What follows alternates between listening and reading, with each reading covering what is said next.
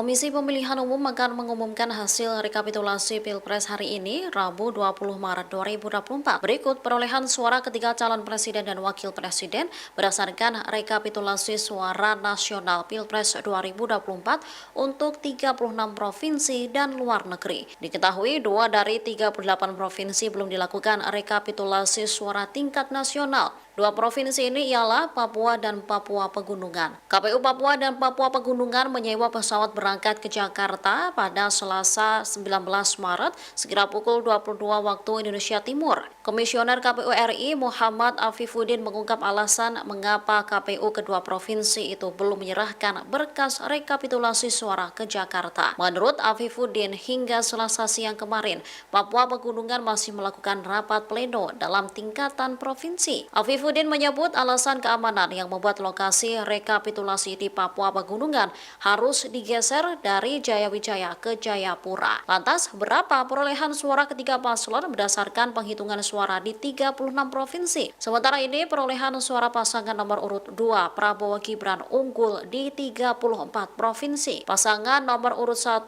Anies Muhaimin unggul suara di 2 provinsi, yakni Aceh dan Sumatera Barat. Kemudian, pasangan nomor urut 3 Ganjar Mahfud kalah di 36 provinsi. Dari hasil rekapitulasi suara tingkat nasional di 36 provinsi dan luar negeri, Anies Muhaimin memperoleh 40.619.950 suara atau 25,03%. Prabowo Gibran 95.085.401 suara atau 58,58%. Dan Ganjar Mahfud 26.687.018